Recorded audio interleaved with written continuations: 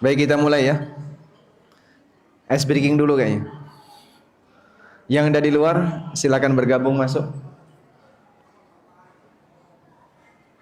Baik, kami persilakan Mas Budi bisa dibawa meski barangkali sudah selesai menikmati santap siang. Mohon untuk segera masuk ke ballroom.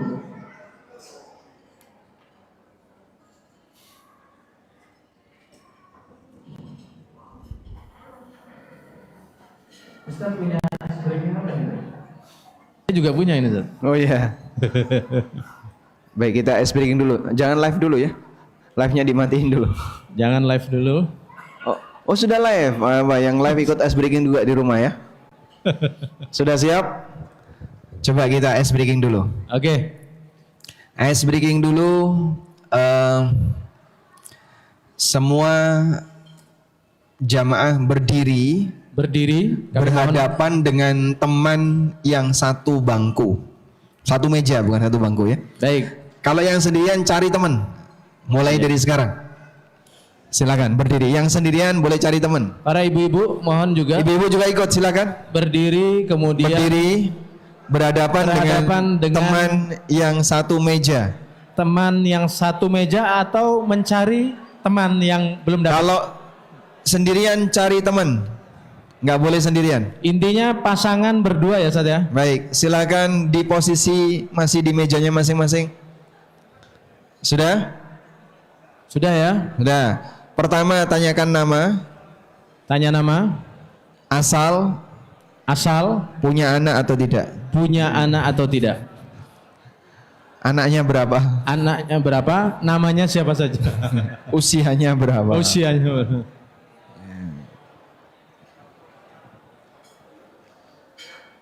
Gimana Mas? Baik, ke yang akhwat kurang dengar ya? Yang akhwat kurang dengar. Jelas nggak yang akhwat? Harusnya satu. Halo? Coba akhwat dicek. dengar nggak? Untuk yang akhwat suaranya jelas nggak? Nggak jelas. Gema. Beda dengan ini. Coba cek.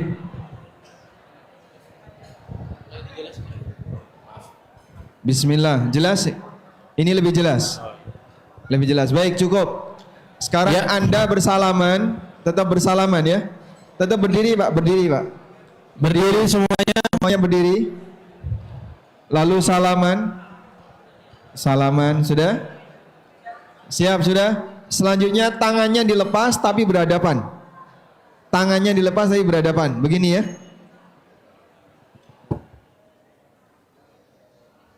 Sudah? Kasih jarak kira-kira sejengkal. Kasih jarak kira-kira sejengkal. Baik. Kita akan bermain gagak dan gajah. Mungkin ada sebagian yang sudah pernah mengikuti permainan ini. Apa, Ustaz? Gagak, gajah. Gagak dan gajah. Gagak dan gajah. Sudah? Baik, kita langsung tunjuk saja. Untuk peserta yang berada di sebelah kanan, Oke. sebelah kanan saya ya. Sebelah kanannya Angkat Ustaz. tangan yang sebelah kanan. Sebelah kanan coba angkat tangan. ya. Nah, Statusnya gajah. gajah ya. Ya. Yang sebelah yang kanan. sebelah kiri gagak. Gagak. Oke. Sudah? Sekarang uji coba ya. Kalau saya sebut yang kanan saya gajah, sebelah kiri apa? Gagak. Gagak. Ya. Kalau saya sebut gajah, maka gajah mukul ke arah tangan gagak. Tapi yang gagak menghindar ya. Nah, gagak harus berusaha untuk menghindar. Melatih fokus. Kalau saya sebut gagak, maka gagak Yang betul. Yang gajah Menghindar. baik, uji coba. Paham. Siap. Tes, Siaga. tes, tes. Siaga. Ya, sudah siap? Kita mulai ya. Gajah. Yang gajah mukul. Gajah yang mukul. Gajah jangan menghindar ya. Ulangi lagi. Di depannya Pak, jangan Fokus, konsentrasi ya. Dah. Ulang. Gagak. Kalau gagak, gajahnya jangan mukul. Gajahnya yang dipukul. Ya. Ulangi lagi ya. Ulangi. Gajah. Mukul kabeh. Saling mukul. Malah kayak kompak. Ayo. Fokus, berarti harus konsentrasi ini. Baik, satu kali lagi. Satu kali lagi. Ini cuma baru latihan. Latihannya satu kali lagi. Ya. Gagak. Malah saling menghindar. Sudah siap? Siap. Yeah. Sekarang saya akan bercerita. Saya akan bercerita. Bercerita. Ya. Suatu ketika saya memasuki kebun binatang. Siap-siap tangannya. Tiba-tiba saya melihat ada hewan yang besar. Saya dekati, ternyata saya melihat gagak.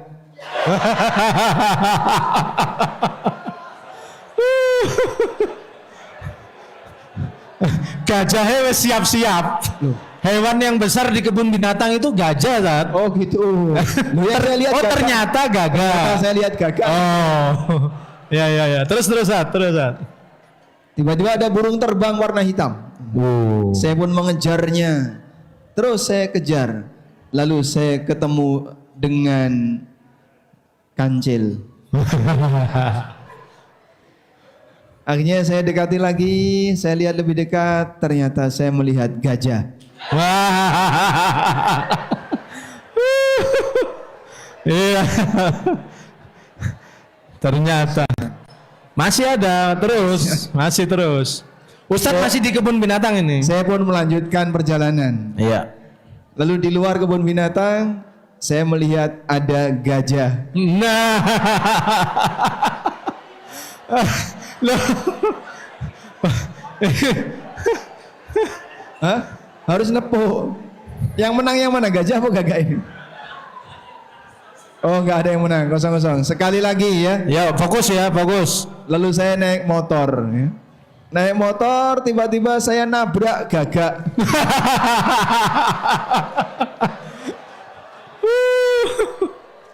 Udah selesai. Oke, selesai.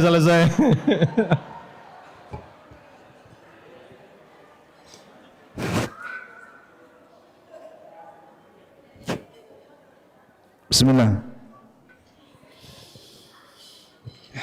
Sekarang belajar Pak ya. Nanti gagak dan gajak lagi.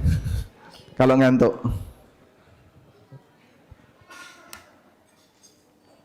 Materi kita harta haram dalam muamalah.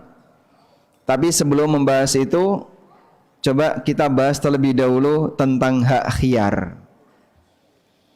Hak khiyar yang disebut juga dengan hak pilih. Hak untuk memilih. Itulah hak khiyar. Memilih antara apa? Antara lanjut transaksi atau tidak lanjut transaksi. Di buku saya sebutkan beberapa catatan terkait masalah hak khiyar. Dan kesimpulannya begini. Kesimpulannya bahwa pembatalan akad ada dua. Yang pertama, tanpa sebab. Ini hukumnya tidak boleh atau tanpa sebab ini tidak bisa diterima kecuali atas kerelaan pihak kedua. Ini pembatalan tanpa sebab. Dan pembatalan tanpa sebab ini hukumnya jika diterima maka hukumnya dianjurkan. Dianjurkan untuk diterima. Artinya tidak wajib. Ini yang disebut dengan iqalah. Disebut apa? Iqalah. Disebut iqalah. Iqalah itu pembatalan transaksi tanpa sebab. Contoh, Bapak membeli sesuatu, lalu merasa nggak butuh setelah beli, Kemudian Anda kembali kepada penjual, lalu Anda bilang, aku batalkan ini. Kok penjual menerima, maka yang dilakukan oleh penjual ini sifatnya anjuran, dan itu namanya apa? Iqalah. Nabi SAW memberikan janji, man aqala musliman aqalahu Allahu athratahu yaumal qiyamah. Barang siapa yang menerima pengembalian transaksi dari seorang muslim, maka Allah akan mengampuni dosanya kelak di hari kiamat. Itu keutamaan iqalah. Yang kedua, pembatalan karena sebab. Inilah yang disebut dengan hak khiyar. Hak khiyar adalah pembatalan transaksi karena sebab. Maka transaksi tidak bisa dibatalkan kecuali adanya sebab. Nah, ada sebab itu namanya hak khiyar. Sebabnya apa saja? Sebab-sebab akad bisa dibatalkan. Sebabnya adalah yang pertama, karena ada cacat. Ini disebut dengan khiyar aib. Pembatalan akad karena adanya sebab cacat disebut dengan khiyar aib. Dan khiyar aib ini berlaku apabila nilai aibnya mengurangi dari kualitas barang. Sehingga kalau aibnya aib yang normal, ya tidak bisa jadi alasan. Misalnya Anda beli ban bekas. Namanya ban bekas kan pasti ada, ya mungkin agak halus dikit atau apa dikit, dan itu normalnya ban bekas. Maka adanya aib seperti itu tidak bisa jadi alasan, karena itu normal. Anda beli mobil bekas tahun 90-an, mungkin catnya nggak mulus, ada baret-baret, nah itu normal. Maka yang seperti ini masuk dalam kategori khiyar aib yang tidak bisa, atau masuk dalam kategori catat yang tidak bisa jadi alasan khiyar aib. Yang kedua, karena ada kesepakatan. Ini yang disebut dengan khiyar syarat. Anda beli sebuah sepeda motor, lalu setelah deal, kemudian minta izin untuk bawa pulang. Tak bawa pulang dulu ya. Nanti kalau istri setuju, lanjut. Kalau enggak setuju, cari lagi. Cari yang lain. Maksudnya cari sepeda motor yang lain. Seperti itu boleh enggak? Boleh. Itu namanya apa? Hak khiyar syarat. Nah, hak khiyar syarat berdasarkan kesepakatan. Misalnya dikasih waktu 3 hari atau 4 hari dan seterusnya. Sehingga akad itu gantung selama sekian hari kesepakatan tadi. Yang berikutnya, yang ketiga, karena ada unsur pembodohan. Ini yang disebut dengan khiyar ghaban. Ada orang yang transaksi terlalu murah atau terlalu mahal karena dibodohi, maka itu bisa dibatalkan karena ada khiyar ghaban. Sudah? Nah, semua hak khiyar ini dilindungi oleh syariat sehingga orang bisa membatalkan transaksi disebabkan karena sebab-sebab yang tadi kita sebutkan. Ada satu lagi enggak, Pak? Ada satu lagi hak khiyar. Coba kita, yaitu khiyar majlis. Khiyar selama masih berada di majelis akad. Hak khiyar selama di majelis akad disebut dengan khiyar majelis. Dan ini batasannya adalah selama belum berpisah dari majelis, maka penjual dan pembeli berhak untuk tidak jadi. Berapa ini? 500. 300 ya? Ya sudahlah, bawa aja 300. Oke, deal 300. Enggak jadi ah. Setelah deal 300, dia bilang enggak jadi. Boleh atau tidak? Boleh atau tidak? Boleh. Kenapa boleh? Karena mereka masih di majelis. Walaupun sudah deal, tapi ketika mereka masih di majelis, masih bisa dibatalkan. Itulah yang dimaksud dengan hak khiyar majelis. Baik. Sampai di sini bisa dipahami insyaallah. Nah, selanjutnya kita akan sambung ke harta haram. Ini tadi pembahasan tentang khiyar. Dalam pembahasan tentang masalah harta haram di fikih muamalah, terlebih dahulu kita akan berikan 3 catatan terkait sesuatu yang haram. Bapak Ibu yang dimuliakan Allah, ada 3 catatan ketika kita membahas sesuatu yang haram. Pertama, jual beli yang haram itu hanya sedikit. Karena hukum asal jual beli adalah mubah. Maka kita punya kaidah.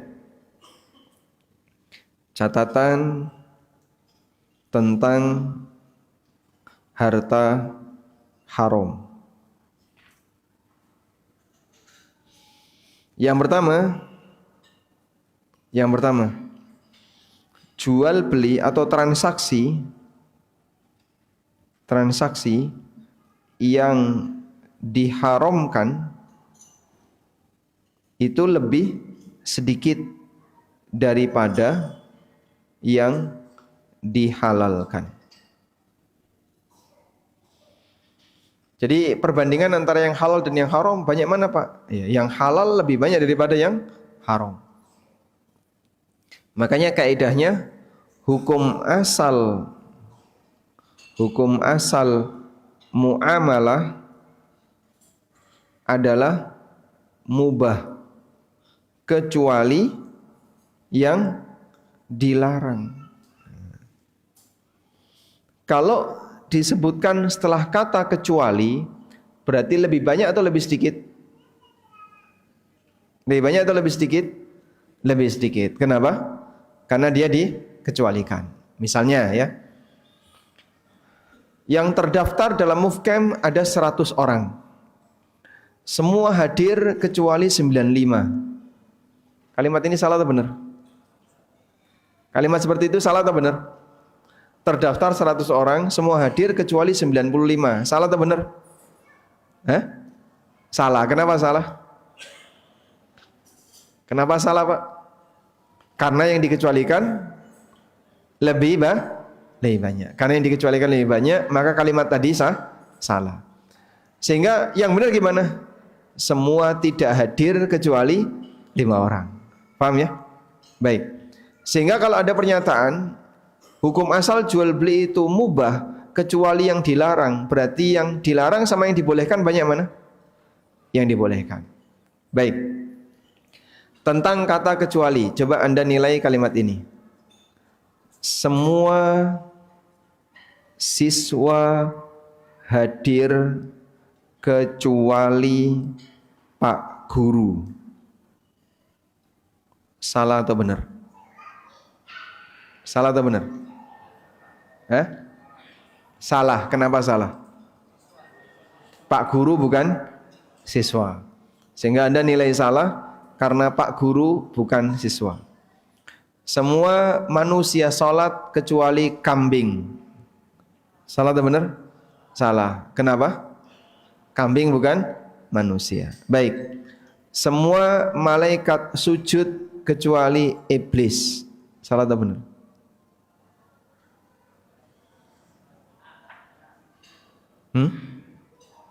Semua malaikat sujud kecuali iblis. Salah atau benar? Salah.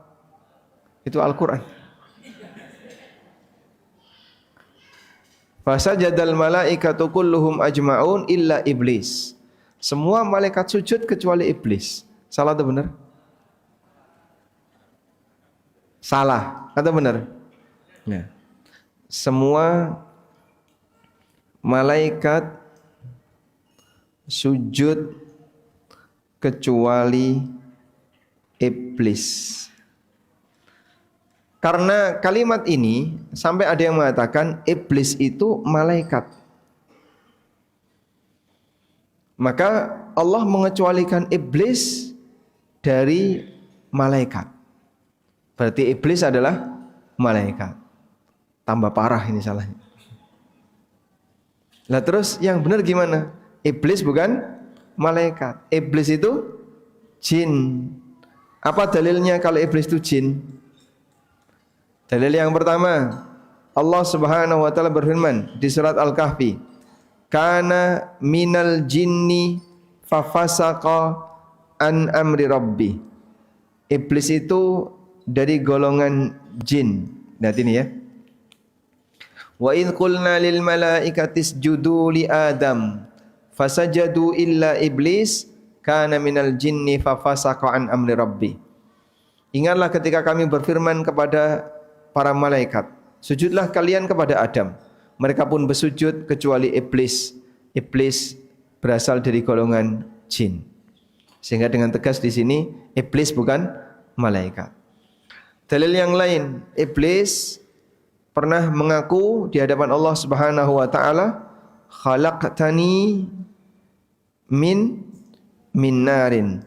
Engkau ciptakan aku ya Allah dari api. Seperti di surat Al-A'raf ayat 12. Qala ma mana'aka alla tasjuda id amartuk. Apa yang menghalangimu untuk bersujud ketika aku perintahkan kamu?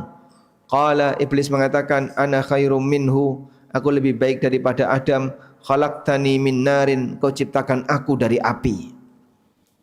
Sehingga pengakuan iblis bahwasanya dia diciptakan dari api, yang itu adalah asal dari penciptaan jin.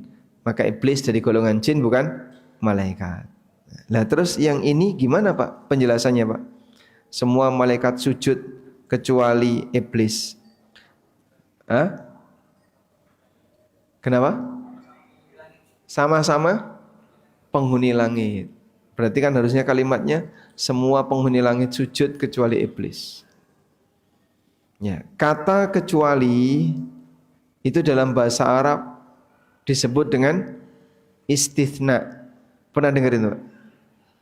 Kalimat apa? Istitsna. Jadi pengecualian atau kata kecuali itu ada dua. Ada yang disebut dengan istitsna muttasil. Istitsna muttasil. Istisna muttasil itu jika sejenis antara yang dikecualikan dan yang terkecualikan. Contohnya, semua siswa hadir kecuali Budi. Berarti Budi apa? Siswa. Kemudian yang kedua ada namanya istisna munfasil. Itu jika tidak sejenis antara yang dikecualikan dan yang terkecualikan. Contohnya tadi, semua malaikat sujud kecuali iblis. Nah, iblis itu bukan malaikat dan itu kalimat yang betul. Dah? Ini tambahan kajian tafsir ya. Kita lanjutkan.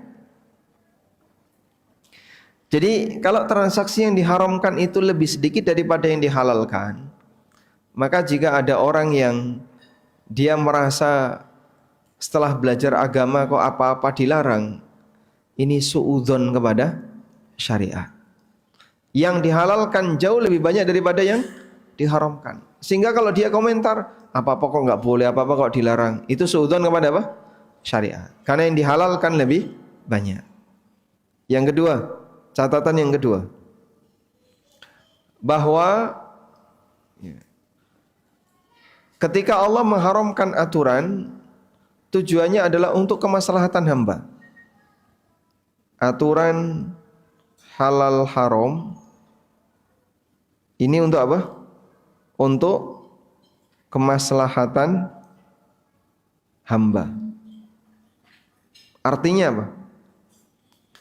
Aturan itu Allah tidak punya kepentingan, sehingga Anda tanamkan dalam hati. Allah menetapkan aturan. Allah menetapkan aturan. Apakah dia punya kepentingan. Apakah Allah punya kepentingan? Punya atau tidak? Ketika Allah menetapkan aturan, apakah Allah punya kepentingan? Tidak. Kenapa tidak? Allah nggak butuh hambanya. Sehingga dia tidak punya kepentingan ketika menetapkan aturan untuk hamba. Karena dia tidak punya kepentingan, maka apa yang dia tetapkan untuk hambanya, sejatinya tujuannya adalah dalam rangka kemaslahatan hamba. Karena itu jangan sampai kita merasa bahwasanya dengan taat kepada Allah, kuasa Allah akan bertambah. Allah tidak butuh ibadah kita, Allah tidak butuh ketaatan kita. Sehingga saat kita berbuat taat maupun berbuat maksiat, itu semuanya manfaat dan madaratnya kembali kepada hamba. In ahsantum ahsantum li anfusikum. Kalau kau berbuat baik, kau berbuat baik untuk dirimu sendiri. Wa in asa'tum falaha. Dan ketika kau berbuat jahat, kau berbuat jahat untuk dirimu sendiri. Karena baik dan buruknya seseorang, Allah Subhanahu wa taala sama sekali tidak memiliki kepentingan.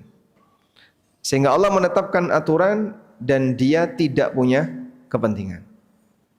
Karena itulah ketika ada seorang hamba yang diatur oleh Allah dan dia tidak bersedia untuk mengikuti aturan, maka yang akan rugi siapa? Hamba itu sendiri. Karena Allah tidak dirugikan dengan kejahatan yang dilakukan oleh sang hamba. Yang ketiga, apa yang dilarang umumnya digantikan dengan yang dibolehkan. Yang dilarang itu umumnya digantikan dengan yang dibolehkan. Jadi, kalaupun misalnya ada sesuatu yang nggak boleh, masih ada yang boleh sebagai penggantinya. Contoh ya, misalnya contoh yang paling banyak adalah riba. Apa ganti dari riba? Jual beli. Karena itu Allah Subhanahu wa taala mengontraskan dua hal ini dalam Al-Qur'an, wa ahallallahu al-bai'a wa harramar riba. Allah halalkan jual beli dan Allah haramkan riba. Sehingga jual beli dilarang dan digantikan oleh Allah Ta'ala, atau riba dilarang digantikan oleh Allah dengan jual beli. Masya Allah. Baik, kita perlu memahamkan seperti ini kepada masyarakat agar jangan sampai mereka suudzon dengan aturan Allah. Dan salah satu di antara bentuk suudzon manusia kepada Allah bisa bentuknya suudzon kepada takdir, sehingga dia nggak terima ketika mendapatkan takdir yang dia anggap itu sebagai takdir buruk, dan dia sampai merasa dizalimi oleh Allah. Ini merasa dizalimi. Masih banyak orang yang dia merasa dizalimi dengan takdir Allah, dan itu bentuk suudzon kepada Allah Subhanahu wa taala. Yang kedua, suudzon kepada syariat. Bagaimana bentuk suudzon kepada syariat? Suudzon kepada syariat bentuknya adalah merasa dikekang oleh aturan Allah. Merasa dikekang oleh aturan Allah. Sehingga terkadang dianggap bahwasanya aturan Allah tidak memberikan ruang bagi dia, kebebasan bagi dia untuk beraktivitas, untuk berkarya. Dia merasa dikekang. Ini berarti suudzon kepada syariat. Dan suudzon kepada Allah adalah bentuk dugaan jahiliyah, dzannul jahiliyah. Suudzon itu disebut dengan dzannul jahiliyah. Yadhunnuna billahi dzannas sau'i dzannal jahiliyah. Mereka punya persangkaan kepada Allah, persangkaan yang buruk, yaitu persangkaan jahiliyah. Dan persangkaan jahiliyah bentuknya adalah suudzon kepada Allah Subhanahu wa taala. Dan tidak layak seorang hamba itu suudzon kepada Allah, karena Allah menyaksikan lahir batinnya. Allah tahu isi hati kita. Allah tahu bagaimana lahir batin kita. Sehingga jangan sampai kita suudzon kepada Allah taala. Baik, saya ulangi ya. 3 muqaddimah tadi fungsinya apa, Pak? Untuk mengajarkan kepada manusia agar mereka tidak suudzon kepada Allah. Tanamkan 3 hal berkaitan dengan masalah aturan. 1, yang dibolehkan lebih banyak daripada yang dilarang. Yang kedua, Allah tidak punya kepentingan ketika memberikan aturan agama. Semua itu tujuannya untuk kemaslahatan hamba. Hamba kalau diatur hidupnya akan lebih baik. Kalau nggak diatur ngawur. Sehingga Anda bisa lihat bagaimana tatanan kehidupan orang kafir, orang-orang jahiliyah di masa silam. Ngawur-ngawuran. Yang ketiga, Allah gantikan yang lebih baik dari aktivitas yang dilarang oleh Allah Subhanahu wa taala untuk manusia. Sehingga dengan cara seperti ini orang kalau paham, tujuannya adalah menghindari potensi adanya bentuk dugaan suudzon kepada Allah Subhanahu wa taala. Wallahu alam. Baik. Cek ngantuk. Kayaknya Mas Guntur punya Gimana Zat? ice Ada breaking yang ngantuk lagi, ada ice breaking lagi Zat? Oke, silakan kita ice breaking dulu. Oke. Ini nih jam kritis, belajar tapi banyak ice breakingnya. Ini jam-jam berat ini, Bapak-bapak. Ini judulnya angka ajaib 1 sampai dengan 4. Instruksinya, kalau saya mengatakan 1, maka Bapak cukup angkat tangan sebelah kanan saja. Kalau saya bilang 2, maka angkat tangan sebelah kiri saja. Nah, kalau saya bilang angka 3, maka angkat kedua tangan, dan angka yang krusial adalah angka 4. Bapak mengangkat kedua tangan sambil mengepalkan. Move cam ANB. Oke. Coba kita cek dulu. 1. Iya. Enggak, kalau 1 enggak ngomong apa-apa. Gimana Zat? Nggak ngomong apa-apa. 2. Tangan kiri saja. 3. Oke. 4. Waduh. Jadi ice breakingnya ini tadi mendadak banget. Bingung. Coba langsung 4. Kira-kira udah hilang ngantuknya kayak ini Zat? Ganti ice breaking yang baru. Setiap kali saya mengatakan cech, maka gerakan Bapak Ibu adalah menepuk pundaknya sendiri. Cech. Kalau saya bilang boom, maka Bapak Ibu menepuk pahanya masing-masing. Oke, kita coba. Cech. Boom. Cech. Boom boom. Cech cech. Boom boom. Cech boom, cech boom boom, cech. Walah malah kayak. Ya udah hilang ngantuk Zat insyaallah. Baik, alhamdulillah. Terima kasih Mas Guntur ya. Udah, kita lanjutkan ya.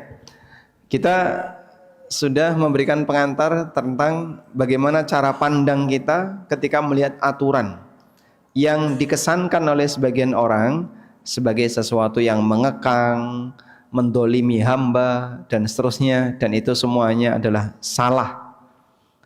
Dengan 3 pengantar tadi semoga bisa diterima. Selanjutnya kita akan berbicara harta haram. Harta haram. Sebagaimana definisinya, harta haram adalah harta yang dilarang untuk dimiliki secara syariat. Harta yang dilarang untuk dimiliki secara syariat. Baik, harta haram kita bisa bagi menjadi dua. Ada dua. Satu, haram zatnya. Harta haram zatnya. Untuk harta haram zatnya kita bisa bagi. Pertama adalah harta yang sama sekali tidak memiliki, yang sama sekali tidak memiliki manfaat yang mubah. Harta haram yang pertama adalah harta yang sama sekali tidak memiliki manfaat yang mubah. Haram zatnya. Nah, untuk harta jenis ini hanya bisa dibuang. Cara untuk mengukurnya adalah ketika dia masih punya manfaat yang halal, bolehlah untuk dimiliki. Tapi kalau sudah tidak punya manfaat yang halal, maka solusinya cuma satu, yaitu diapain? Dibuang. Makanya ketika Nabi SAW mengharamkan khamr, beliau tidak memberikan solusi apapun ketika khamr itu disimpan oleh para sahabat selain satu, ahriku, tumpahkan semua. Akhirnya sampai jalanan kota Madinah banjir khamr, becek khamr. Kenapa kok sampai becek, Pak? Ya Bapak bisa bayangin ya. Kalau tanah sudah saturasi, sudah jenuh sehingga tidak bisa menyerap cairan, maka akan becek di permukaan. Yang kedua, harta mubah tapi punya potensi untuk dimanfaatkan pada sesuatu yang dilarang. Pada sesuatu yang dilarang. Harta mubah tapi punya potensi untuk dimanfaatkan pada sesuatu yang dilarang. Nah, maka jika dia dimanfaatkan untuk sesuatu yang dilarang, statusnya jadi haram zatnya. Karena itulah kita dilarang, sehingga dilarang menjual barang mubah, yang bisa digunakan untuk maksiat kepada orang yang tidak bertanggung jawab, pada orang yang tidak bertanggung jawab. Jadi misalnya, apa hukumnya jualan baju untuk wanita yang kelihatan lengannya, kemudian cuman sampai lutut sehingga kelihatan betisnya dan seterusnya? Jawabannya tergantung pembelinya. Kalau pembelinya adalah akhwat yang dia memakai hijab besar bahkan bercadar, kan tidak mungkin baju seperti itu dibawa keluar rumah. Tapi kalau yang beli orang umum, Anda tidak boleh membebaskannya, karena nanti pasti dia akan membuka aurat dengan baju itu. Paham ya? Baik. Selanjutnya kita beralih ke yang kedua. Harta haram karena cara mendapatkannya. Harta haram karena cara mendapatkan. Untuk harta haram karena cara mendapatkannya, di sini dibagi menjadi dua. Yang pertama, didapatkan dengan cara zalim. Untuk harta jenis ini, taubatnya hanya satu. Taubatnya adalah wajib dikembalikan. Wajib dikembalikan. Harta haram yang didapatkan dengan cara zalim maka wajib dikembalikan. Yang kedua, didapatkan dengan cara saling ridho. Harta haram yang didapatkan dengan cara saling ridho, di situ ada dua. Pertama, diperoleh sebelum tahu. Diperoleh sebelum tahu hukum, sebelum tahu hukumnya. Kalau belum tahu hukumnya, maka halal dimiliki.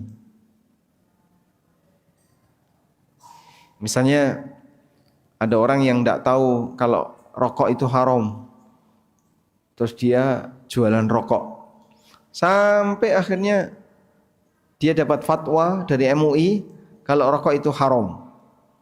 Begitu dia dapat fatwa itu, dia tahu, terus dia tinggalkan. Maka hasil yang dia dapatkan dulu sebelum dia tahu halal untuk dimiliki. Yang kedua kebalikannya, diperoleh setelah tahu hukum.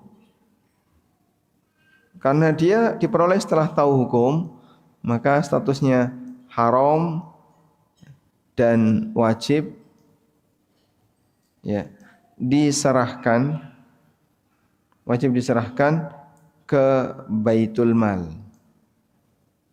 Kenapa kok diserahkan ke Baitul Mal? Karena harta haram yang diperoleh setelah tahu hukum tadi tidak halal bagi dia dan tidak dikembalikan kepada konsumennya, tapi dijadikan sebagai kas negara ke Baitul Mal. Wallahu alam. Baik. Dipahami insyaallah? Insyaallah. Sudah mulai ngantuk lagi.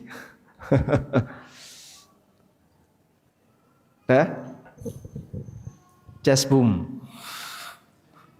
Gimana? Sesi tanya jawab dulu sampai di sisi. Sampai di sini ada yang mau disampaikan?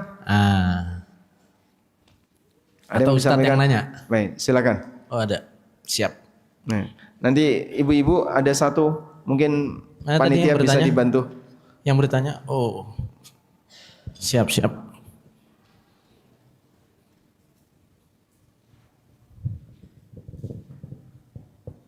Nah, ini Mas. Bismillahirrahmanirrahim. Assalamualaikum warahmatullahi wabarakatuh. Yang pertama ingin saya tanyakan tentang kajian tadi pagi karena tidak ada kesempatan, jadi saya simpan dan saya tanyakan pada siang hari ini.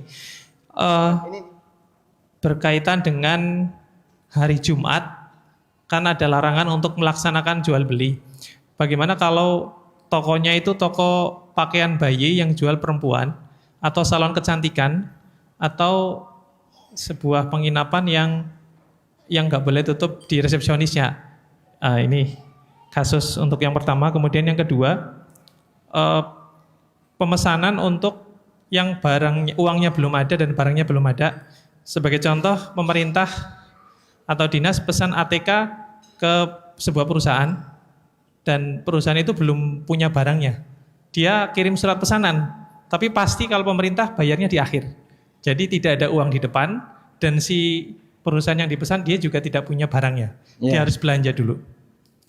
Kemudian yang ketiga berkaitan dengan ini jika ada peternakan, dia kan ada kotoran misalnya kambing ya. Boleh nggak kita jual kotoran kambing, misalnya dimanfaatkan untuk pupuk? Terima kasih. Baik.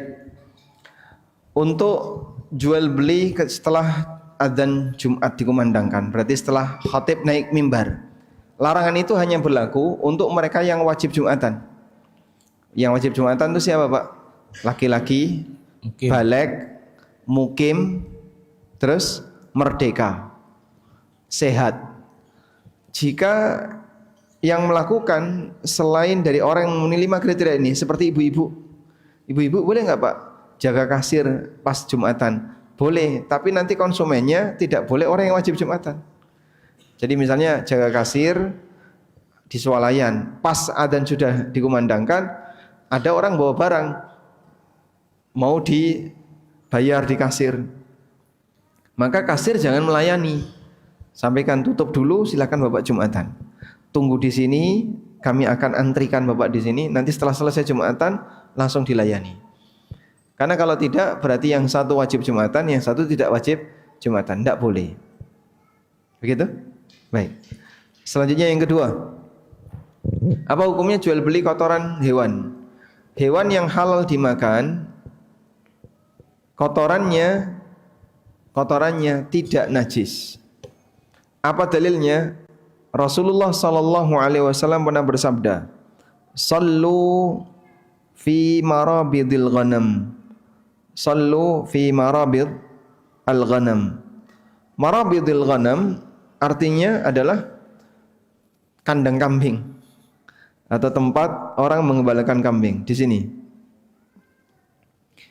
Su'ila Rasulullah sallallahu alaihi wasallam anis salati fi mabarikil ibil.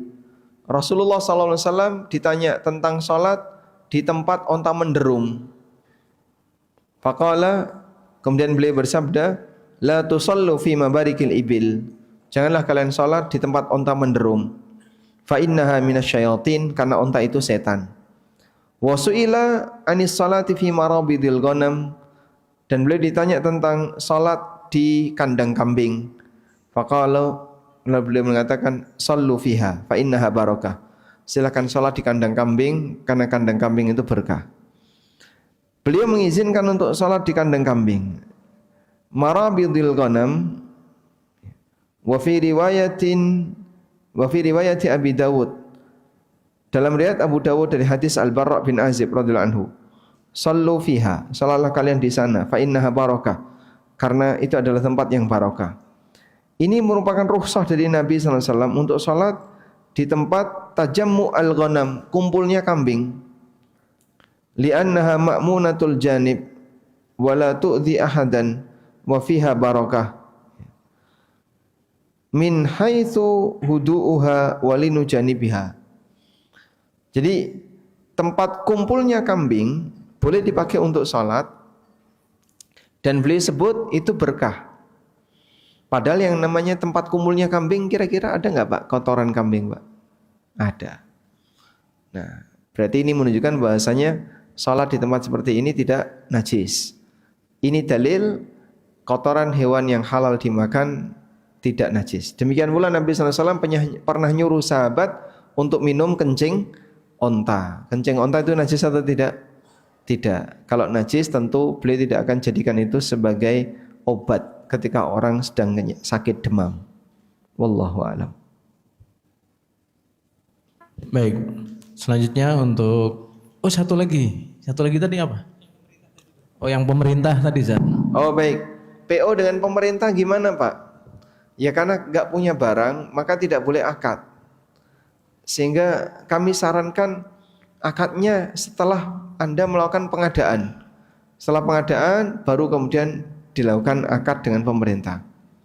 Nah, biasanya kan sudah keluar surat apa namanya? SPK.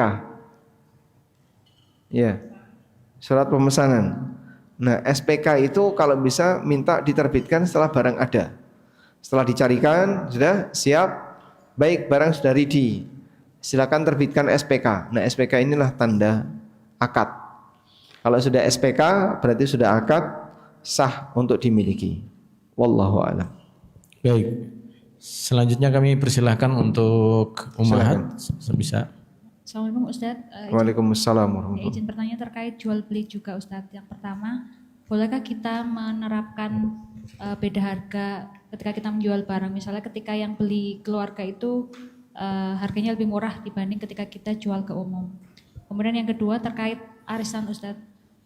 Terkait pelaksanaan arisan yang kemudian ketika diterima itu ada sekian potongan yang itu sudah disepakati bersama sih di forum, semua setuju bahwa nanti yang terima itu akan dipotong sekian untuk kas gitu. Yang terima apa? Dipotong sekian persen untuk kas gitu. Yang menang arisan dipotong. Iya. Baik Ustaz, jazakallah. Assalamualaikum warahmatullahi wabarakatuh. Waalaikumsalam warahmatullahi wabarakatuh. Baik, sekarang coba Anda lihat berikut ini. Ditampilkan. Jual beli beda harga. Bisa minta tolong yang merasa ngantuk baca. Yang merasa ngantuk angkat tangan. Enggak ada yang berani. Ya, kasih satu Mas.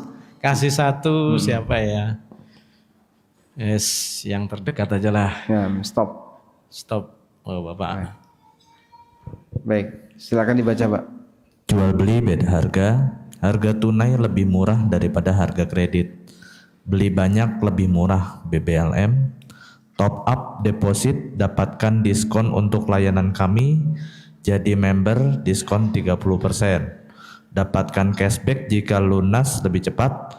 Beli sekarang diskon 30%. Beli banyak dapat kartu diskon.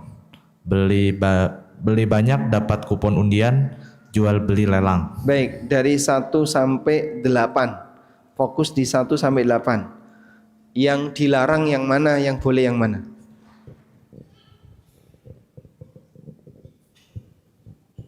Ada yang bisa jawab? Harga tunai lebih murah daripada harga kredit. Boleh atau tidak? Kan ada harga beda. Boleh? Kenapa boleh? Tergantung kesepakatan. Beli banyak lebih murah, boleh enggak? Boleh. Kenapa boleh?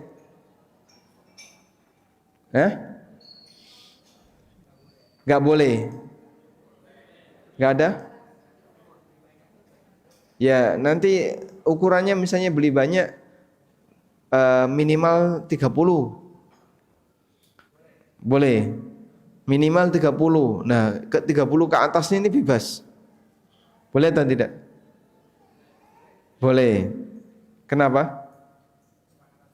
Kesepakatan. Berikutnya, top up deposit dapatkan diskonan untuk layanan kami. Kenapa enggak boleh? Ya? Baik. Jadi member diskon 30%. Boleh atau tidak? Jadi member diskon 30%. Boleh?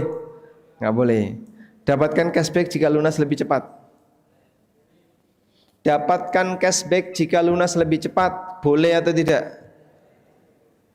Tidak boleh. Kenapa tidak boleh?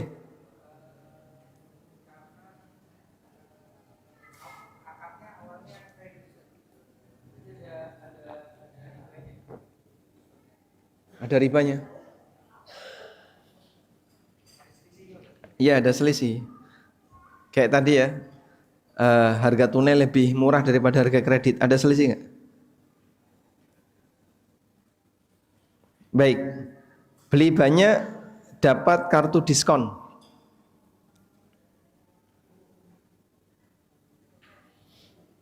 Sudah? Mungkin Anda kebingungan mana boleh, mana yang tidak boleh. Kata kuncinya ini. Kata kunci ya. Variasi harga. Variasi harga. Selama di tahap penawaran. Selama di tahap penawaran. Hukumnya boleh. Variasi harga selama hanya di tahap penawaran hukumnya boleh. Kenapa Pak? Karena belum akad. Karena belum akad. Sehingga karena dia belum akad kan belum ada deal harga.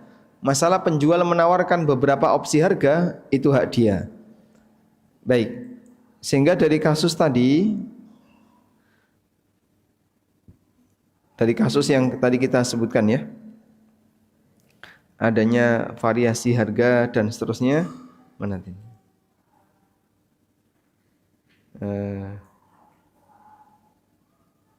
Baik.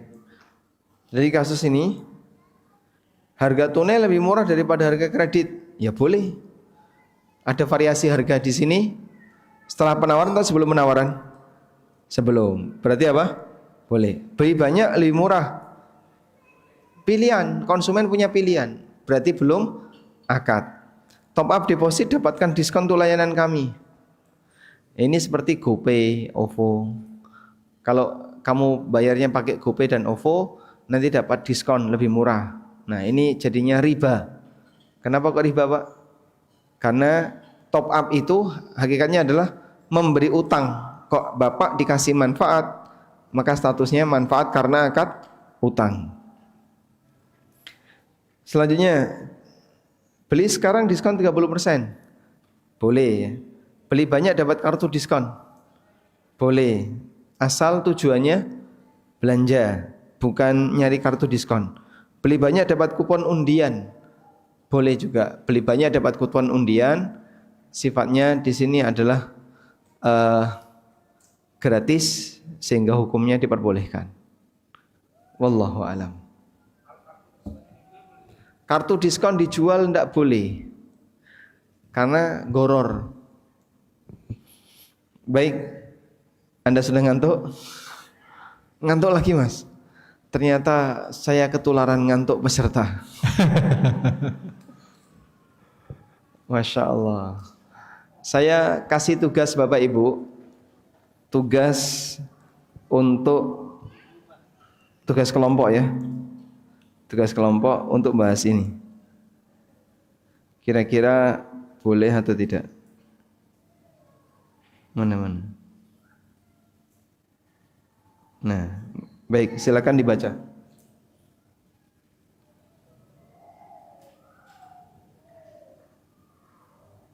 Nah, silakan dibaca. Baik, siapa yang mau baca? Boleh Pak. Nah. Bismillah. Si A menjual pom bensin, datang si B dan dia memberi DP 10 juta. Si A memberi batas keterikatan selama 3 bulan. Harga yang disepakati 2 miliar. Jika sampai 3 bulan transaksi tidak dilanjutkan, maka DP hangus dan si A berhak membuka tawaran keluar. Selama 3 bulan berjalan, pom bensin ini tetap menghasilkan. Milik siapakah hasilnya? Milik siapa hasilnya, A atau B? Nah, silakan diskusi kelompok dengan satu meja atau 2 meja ya, satu dengan belakangnya, dan nanti ada jubir yang harus bicara. Dimulai dari sekarang. Baik, silakan diskusi. Silakan diskusi. Ustadz kalau mau kopi saya anterin Ustadz.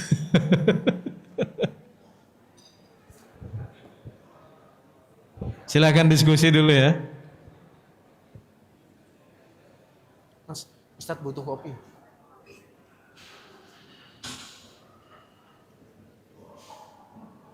Ustadz.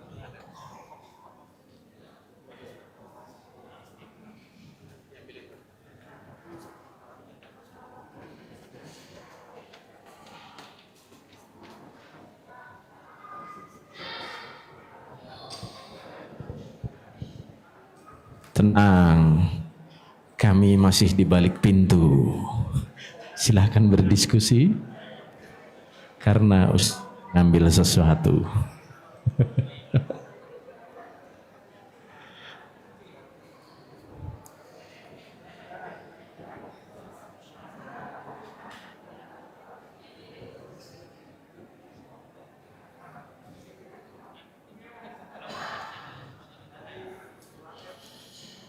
Bagaimanakah hasil diskusinya? Ustadz sudah memasuki ballroom kembali. Masih ada waktu.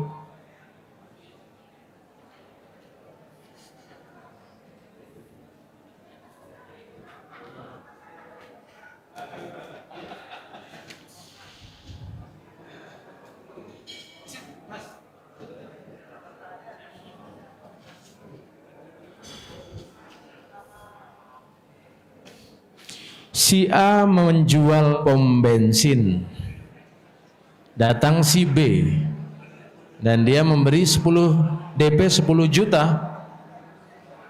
Si A atas keterikatan selama 3 bulan, sedangkan harga yang disepakati 2 miliar saja. Wah, ini kayaknya BU banget ini ya, jual pom bensin cuma 2 miliar. Jika sampai 3 bulan transaksi tidak dilanjutkan, maka DP hangus dan si A berhak membuka tawaran keluar. Selama 3 bulan berjalan, pom bensin ini tetap menghasilkan. Pertanyaannya, milik siapakah hasilnya?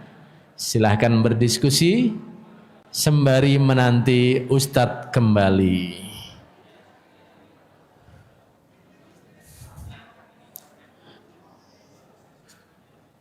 Kak Seto mana ya? Ini kuis loh. Kasih hadiah nggak ini?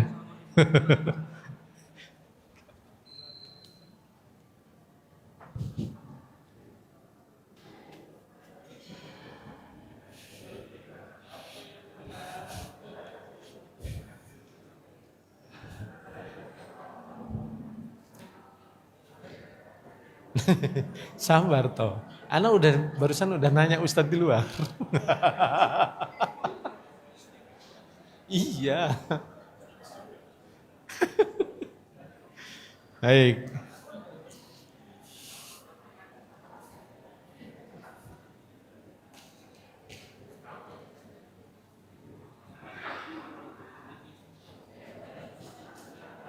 Baik, sepertinya hasil diskusinya ada perbedaan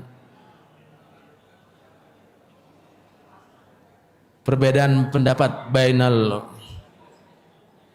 peserta. Cek, bismillah. Baik, kita mulai ya. Untuk menjawab dari studi kasus yang ada di depan, saya sengaja turun dari podium biar bisa lebih dekat. Sebarkan semua mikrofon. Bismillah, ini lebih jelas ya. Sudah? Milik siapa hasilnya? A atau B? Yang setuju milik A angkat tangan. Yang setuju milik B angkat tangan. Masya belum kelihatan yang ibu-ibu ya. Yang setuju milik A angkat tangan. B, milik B. Masya Allah, berarti jumhur mendapat A. A ya. Pendapat jumhur A, mayoritas Milih A. Nah, sekarang kita uji petik ini ya. Oke, Masya kenapa Allah. milih A? Bapak milih A atau B? A, kenapa? Oh B, Oh, B. B. Yang A. A. Kenapa A? Bismillah. Assalamualaikum warahmatullahi wabarakatuh. Hasil pom bensin masih tetap milik A. Ya, kenapa? Karena akadnya belum selesai, masih DP. Akadnya belum selesai. Belum berpindah hak milik, masih menjadi milik A. Belum pindah hak milik, Ya, masih karena, milik A. Karena beliau hanya melakukan down payment dan ada keterikatan waktu selama 3 bulan untuk melunasinya. Baik, terima kasih. Menurut Anda sudah akad atau belum? Akad sudah. Kalau sudah terjadi akad, berarti konsekuensinya? Tapi kan belum selesai akadnya, baru masih menggantung. Akad masih gantung. Kesepakatan kedua belah pihak untuk melunasi selama 3 bulan, tapi ada rentang waktunya ini yang kesepakatan kedua belah pihaknya. Jadi akadnya baru setengah kali ya. Akadnya baru setengah. Sudah akad tapi belum selesai. Baru AK belum pakai D. Oke. Baik, yang sekarang yang milih B. Kenapa Bapak memilih B sebagai orang yang berhak terhadap hasil? Karena akadnya sudah berlangsung. Karena sudah terjadi akad, Iya, berarti sudah terjadi akad dari DP-nya itu sudah menunjukkan akad. ya. Sehingga karena sudah akad berarti Berarti kepemilikan menjadi sudah pindah milik. Iya, gitu. Ketika sudah pindah milik selama 3 bulan aja, Pak. Selama 3 bulan milik B. 3 bulan milik B. Berarti hasilnya milik B. Selama 3 bulan. Ada kepemilikan selama 3 bulan tuh maksudnya? Karena pertimbangan berarti 3 bulan berjalan. 3 bulan berjalan milik B, berarti sewa. Ya, apakah ada kepemilikan cuma terbatas 3 bulan? Itu namanya apa? Akad sudah jual beli, tapi selama 3 bulan. Ada nggak jual beli selama 3 bulan? Itu sewa berarti. syaratnya itu tadi. Syaratnya kalau semuanya 3 bulan enggak dilunasi. Ya.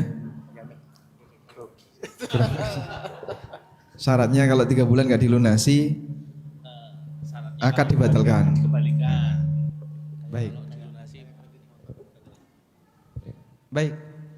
Yang saya ceritakan ini adalah kasus real. Orangnya datang ke tempat kami sekitar tahun 2015. Maka angka 2M itu kurang lebih mirip dan pom bensinnya ada di pelosok kampung. Sehingga harganya nggak terlalu mahal. Cuman beliau punya kasus. Ternyata calon pembelinya hanya bisa ngasih DP. Kemudian dibatasi oleh beliau selama 3 bulan. Nah 3 bulan pom bensin itu menghasilkan, beliau bingung hasil ini punya siapa? Apakah punya calon konsumen tadi ataukah masih punya beliau? Datanglah beliau ke kantor Yufid dan minta kepada kami untuk mendapatkan penjelasan. Maka saya lemparkan kepada Bapak Ibu sebagai muftinya. Mufti. Kira-kira hasil itu punya siapa? Punya beliau atau punya calon konsumen? Iya. Baik, kata kunci 1. Jika sudah akad, maka sudah pindah hak milik. Sepakat ini? Sepakat. Kenapa? Karena konsekuensi akad adalah pindah hak milik. Paham ya? Baik. Yang kedua, bahwa hasil itu dimiliki oleh pemilik barang, pemilik unit. Sehingga hasil dari pom bensin adalah milik pemilik pom bensin. Hasil dari sapi adalah milik pemilik sapi. Hasil dari kebun adalah milik pemilik kebun dan demikian seterusnya. Udah? Berarti siapa yang berhak terhadap hasil pom bensin? Nah dulu pemilik pom bensin. Nah, pemilik pom bensin. Pertanyaannya sekarang, ketika ini adalah milik pemilik pom bensin, pertanyaannya, pom bensin ini asalnya milik siapa? A. Apakah sudah pindah jadi milik B? Ada yang sudah, ada yang belum, Ustaz. Batasannya apa?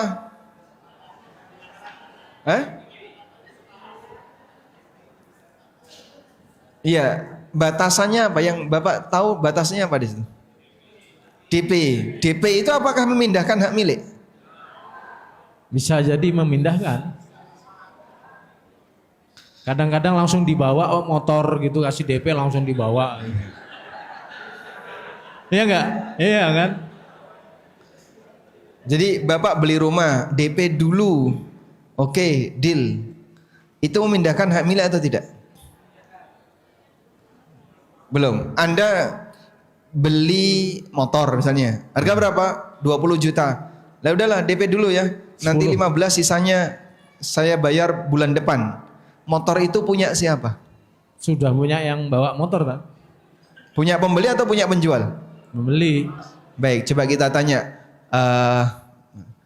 penjual barang elektronik. Ayo. Di sini Mana-mana? ada penjual barang elektronik iPhone. Nah, ini. iPhone ini. Enggak tanggung-tanggung. Itu gimana? Pernah ada yang DP iPhone, Mas Abdurrahman? Itu bukan penjual. Bukan ya? Bukan. Beliau servis. Oh, servis. Tapi pernah jualan iPhone? Enggak pernah. Waduh. Berarti saya salah sangka selama Masya ini. Allah. Yang lain, yang elektronik lain? Ada yang jualan elektronik? Jual barang. Oh, orangnya ngilang. Orang yang hilang. Ada yang jualan, Pak? Baik, saya ulangi ya. Kalau saya beli motor harga 20 juta, terus saya DP 5 juta, kemudian sisanya 15 juta, nanti akan saya lunasi selama 3 bulan. Dengan kesepakatan kita. Motor saya bawa, motor itu punya siapa? Punya saya atau punya dealer? Punya Ustadz, Tat. Punya Ustadz. Saya jawab boleh, Ustadz ya? Punya saya? Punya Ustadz. Punya pembeli? Kenapa punya pembeli? Sudah berpindah. Karena sudah berpindah. Berpindah maksudnya? Ya sudah dibawa pulang. Kalau motor itu saya simpan di dealer. Saya DP 5 juta, tak taruh dulu di dealer, punya siapa itu? Eman-eman, Tat. Harusnya dibawa aja, Tat. Paham? Baik. Kata kuncinya kita sudah dapat bahwa kalau sudah akad pindah hak milik. Nah, cuman di sini ada satu permasalahan. Jika akad masih gantung dengan adanya hak khiyar syarat, maka belum selesai. Nah, hak khiyar syarat itu menyebabkan akadnya belum selesai. Paham? Jadinya saya tulis ya.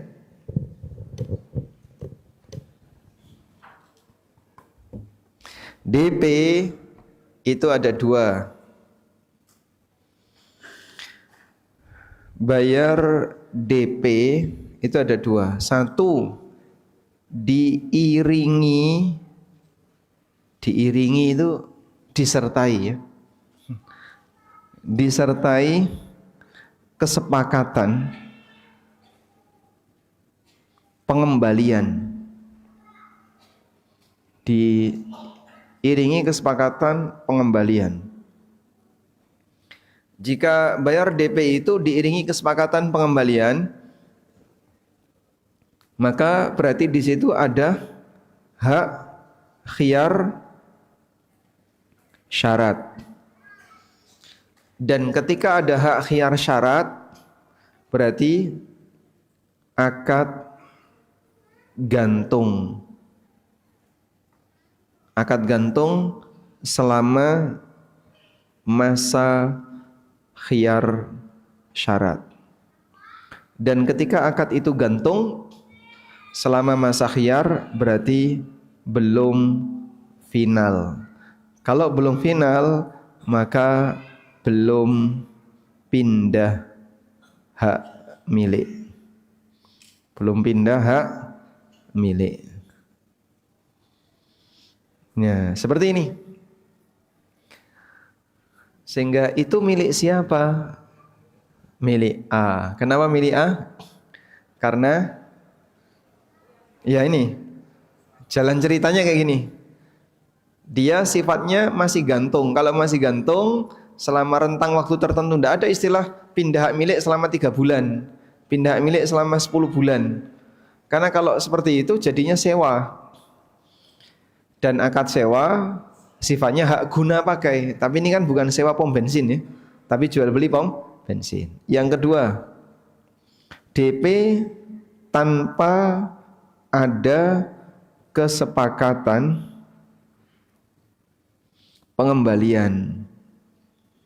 DP tanpa ada kesepakatan pengembalian. Kalau tidak ada kesepakatan pengembalian, maka sah pindah hak milik.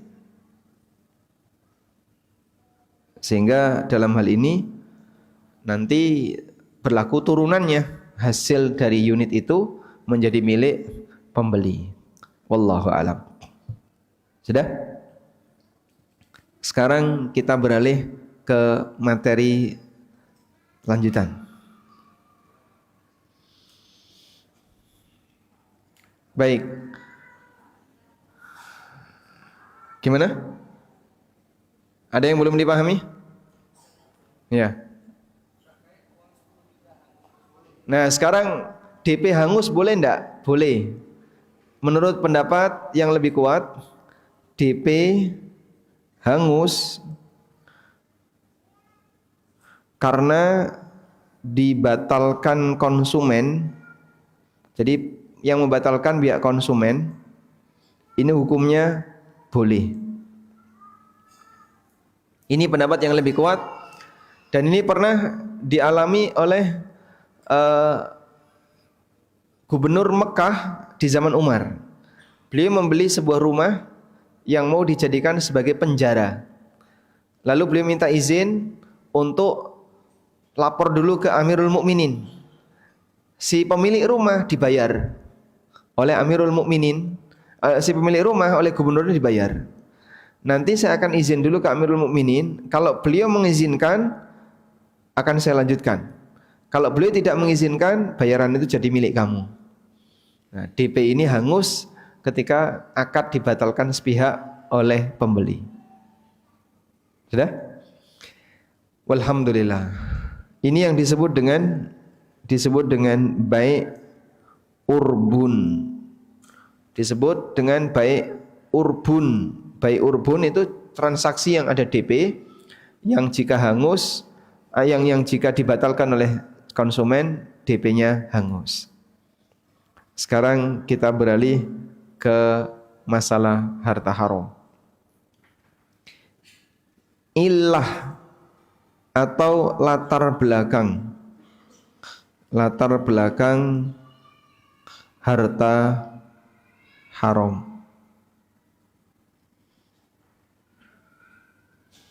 Yang melatar belakangi sebuah transaksi itu dilarang, atau latar belakang transaksi haram, bukan transaksi haram. Yang melatar belakangi transaksi haram itu ada 3. A. Mengandung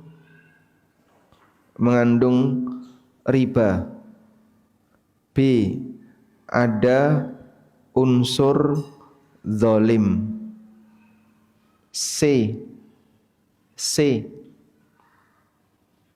Ada unsur gharar. Nah, 3 ini ya. Riba, zalim, gharar. Sudah? Baik. Riba tidak kita bahas, ini terlalu panjang. Zalim jelas ketika ada bentuk kezaliman kepada orang lain. Lalu apa yang dimaksud dengan gharar? Apa yang dimaksud dengan gharar? Gharar artinya ketidakjelasan berkaitan dengan konsekuensi akad. Kita coba cek di sini ya. Gharar artinya adalah ada ketidakjelasan terhadap konsekuensi akad yang didefinisikan oleh Syekhul Islam, al-gharar huwa al-majhulul akibah. Gharar adalah transaksi yang tidak jelas konsekuensinya. Transaksi yang tidak jelas konsekuensinya. Udah? Maksudnya tidak jelas konsekuensinya gimana, Pak? Adanya ketidakjelasan yang menjadi sumber untung-untungan. Sehingga orang di situ dihadapkan pada 2 pilihan, antara untung dan buntung. Maka gharar mirip dengan judi, sama-sama tidak jelas. Bedanya judi terjadi pada permainan, sedangkan gharar terjadi dalam transaksi. Udah? Jadi kata kuncinya, akad yang gharar itu ada 2 kemungkinan, antara untung dan rugi. Tapi kalau kemungkinan yang ada adalah untung dan tidak rugi, itu bukan gharar. Sudah? Misalnya kalau menang ya untung, kalau kalah ya saya tidak keluar biaya apapun, saya enggak rugi. Seperti itu bukan termasuk gharar. Sekarang Anda lihat ini. Kita akan bicara masalah gharar. Insyaallah selesai dalam waktu 10 menit ya. Aman insyaallah.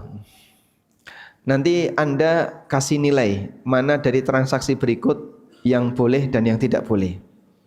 1. Bejo dan Paijo diberi modal oleh ibunya masing-masing 50 juta. Bejo membuka usaha jualan baju, Paijo membuka usaha jualan sepatu. Pertanyaannya, kira-kira hasil yang didapatkan oleh Bejo dan Paijo sama atau beda? Peluang untung yang didapatkan Bejo dan Paijo sama atau beda? Peluangnya beda atau sama? Sama, kenapa? Peluang. Hasil akhirnya tidak tahu, beda. Sehingga dari modal yang diberikan oleh ibunya Bejo dan Paijo ada 2 kemungkinan, antara untung atau rugi. Begini? Baik. Yang kedua, Anda punya anak mau tes ujian UN, lalu Anda ikutkan bimbel. Anda ikut bimbel.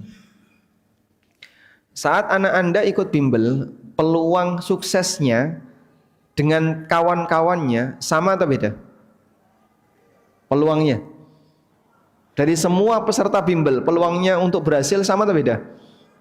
Sama. Hasil akhirnya Beda. Ada yang sukses, ada yang gagal. Begini. Yang ketiga, asuransi. Ada orang ikut asuransi. Nah, di situ dijanjikan, Bapak bayar premi per bulan 300.000. Nah, nanti klaimnya kalau sakit ringan klaimnya 10 juta. Sakit berat klaimnya 100 juta. Patah tulang 200 juta. Kepala pecah 500 juta. Mati 1 miliar. Dah? Jadi klaim bertingkat. Lalu ada orang ikut. Dia bayar premi per bulan 500.000.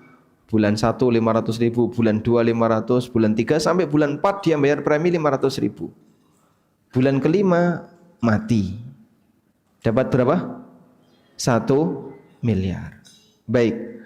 Berapa yang sudah dia bayarkan? 2 juta. Dia dapat berapa? 1 miliar. Menurut Anda untung atau rugi?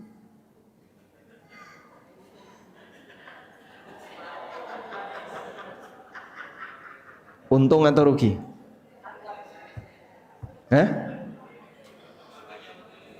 Untung atau rugi? Untung atau rugi, Pak? Jadi Bapak diasuransikan ya, per bulan 500.000. Tadi kan perjanjiannya kalau mati dapat 1 M. Baru 4 bulan bayar premi, mati. Dapatlah 1 M. Untung atau rugi? Kok jawabnya goror nih? Nggak jelas. Untung atau rugi? Untung. Siapa yang untung, Pak? Istrinya. Kenapa untung? Dia bisa menikmati dengan suami yang baru.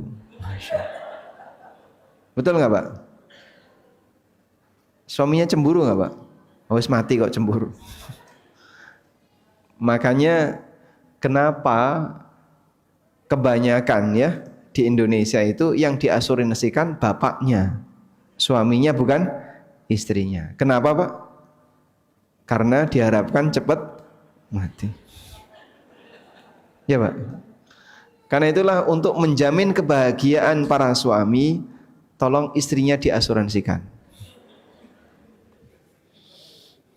Ada ibu-ibu ya bilang ke suaminya, Pak, itulah si A, istrinya meninggal dunia, terus suaminya membangunkan musola atas nama istrinya. Terus suaminya bilang, saya juga sudah sediakan itu. Masalahnya kapan kamu mati? Baik. Jadi untuk asuransi seperti itu, dari sekian peserta asuransi, kira-kira Pak, peluang dapat klaimnya sama atau beda?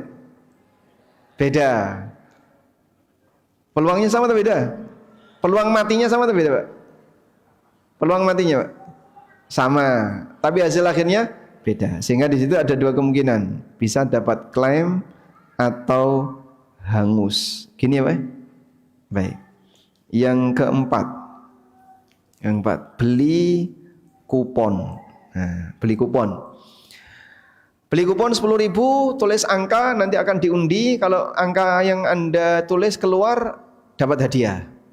Dari sekian peserta yang beli kupon, peluang menangnya sama atau beda? Sama. Hasil akhirnya beda. Ada 2 kemungkinan, menang atau kalah. Sudah? Bapak lihat semuanya nggak jelas. Ya, Pak? Semuanya kan tidak jelas. Sekarang pertanyaannya, menurut Anda dari 4 ini yang boleh yang mana, yang nggak boleh yang mana? 1, modal boleh atau tidak? Nggak jelas gini. Anda usaha, kan nggak jelas nanti untung atau rugi, boleh atau tidak? Kenapa boleh?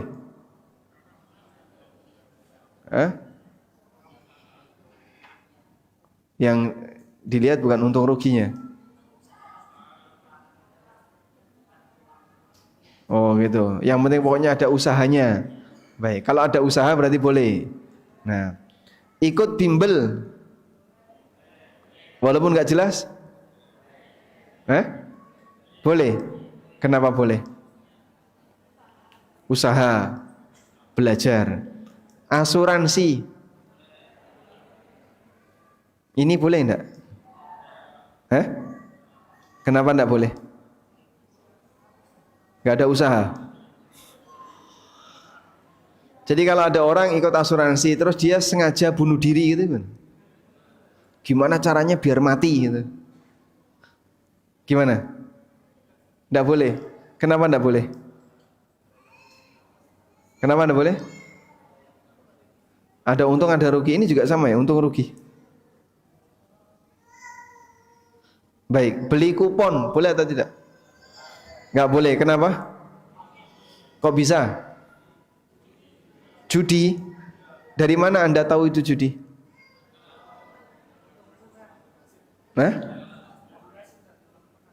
Undi nasib, belum tentu menang. Ini semua belum tentu untung, belum tentu sukses. Kalau Anda bicara itu kan nggak ada usaha Pak. Beli kupon ini juga ngisi angkanya itu pakai usaha. Ya. Cari angka wangsit. Ya.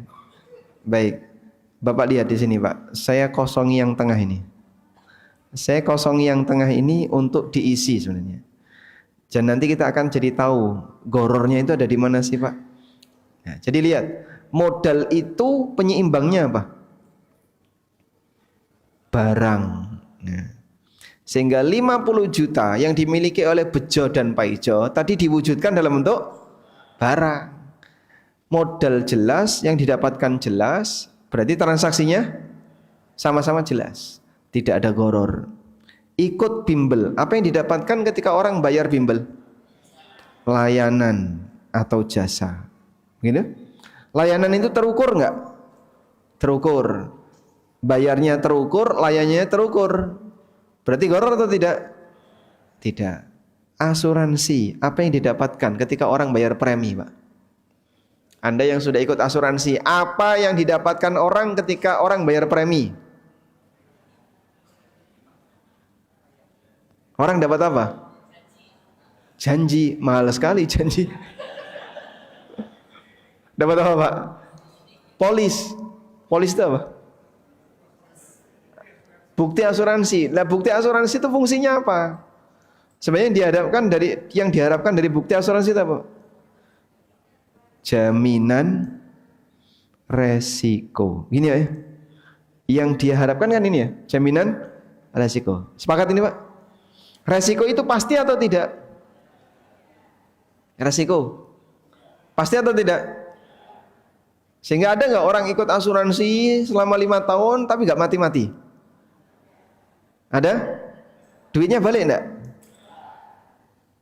Hangus dia. Terus gimana itu Pak? Ya itulah, untung bisa untung, bisa rugi. Sehingga kadang ada orang ikut asuransi yang jadi taruhan adalah keselamatan dia, kesehatan dia, bahkan nyawanya. Makanya praktek ini tidak jelas. Karena yang namanya resiko itu tidak jelas. Beli kupon, apa sih yang didapatkan dari beli kupon? Peluang menang. Peluang menang itu pasti atau tidak? Tidak. Sementara Bapak lihat, yang paling kanan ini, untung rugi, sukses gagal, dapat klaim atau hangus, menang atau kalah, ini semuanya takdir. Ini semuanya takdir. Dan untuk area takdir di luar kemampuan manusia. Kita hidup ini semuanya di depan tidak jelas. Di depan Anda itu enggak jelas. Apakah jadi goror semuanya? Ya, ini area takdir di luar kemampuan manusia. Sehingga karena dia di luar kemampuan manusia, maka kita tidak melibatkan itu dalam pengaruh terhadap aturan. Dalam pengaruh terhadap aturan. Artinya ini tidak mempengaruhi aturan. Nah, karena itu sekarang lihat ini ya. Dari penjelasan tadi, Bapak lihat teori ini. Keseimbangan antara iwat dan muawwad.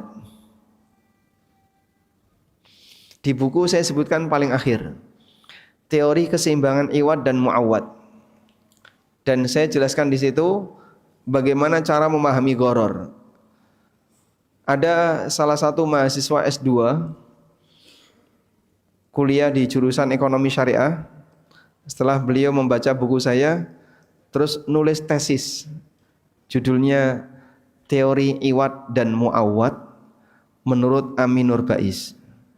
Langsung ditolak. Karena dosennya bilang, Amin Nur Baiz siapa?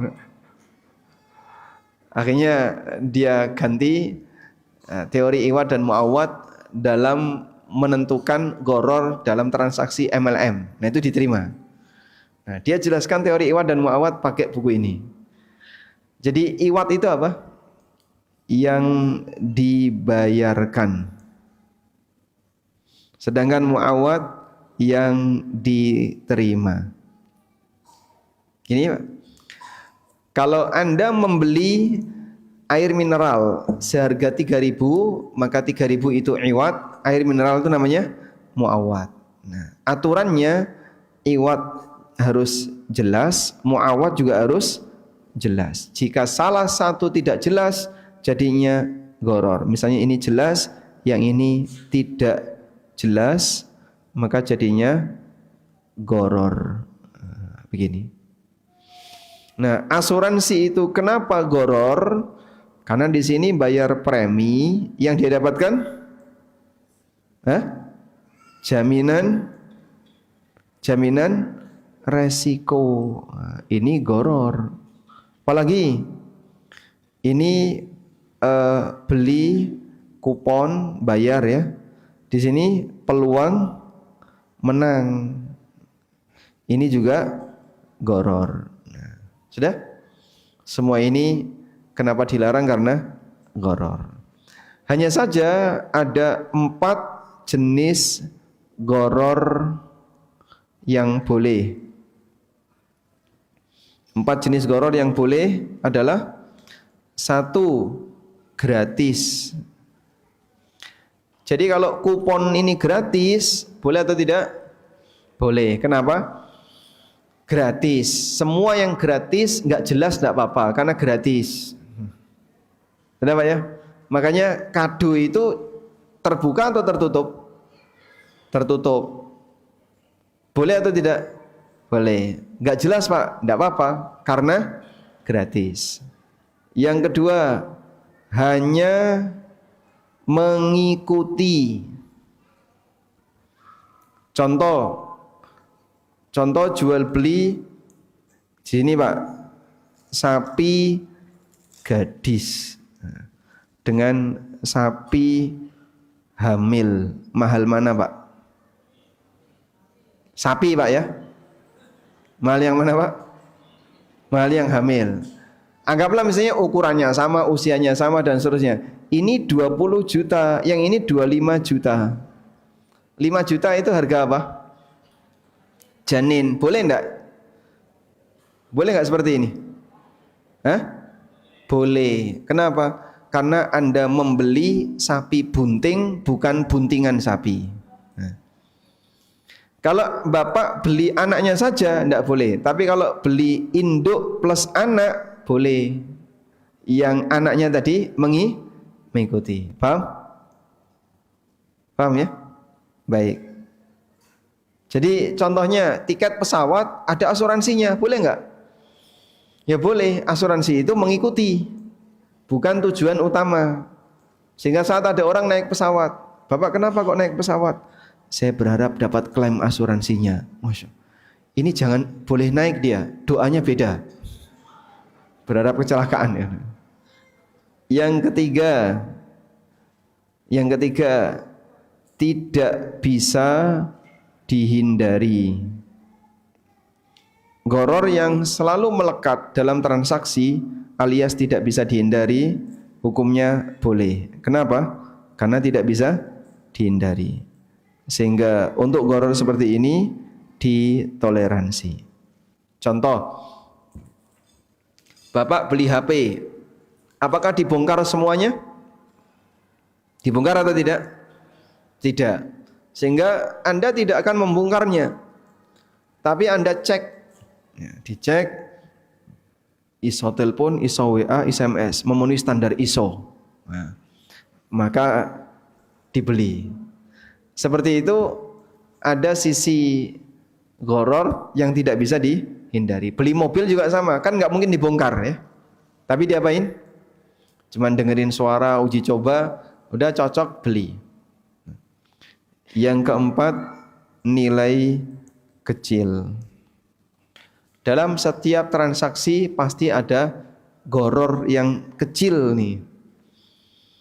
Contoh ya, Movecam ini bayar nggak? Bayar. Apa harapan Anda dari Movecam?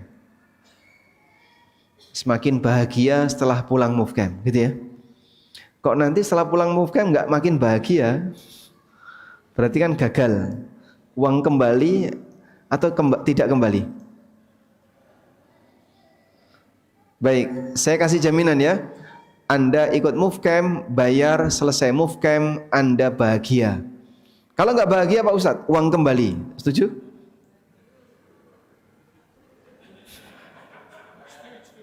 Setuju?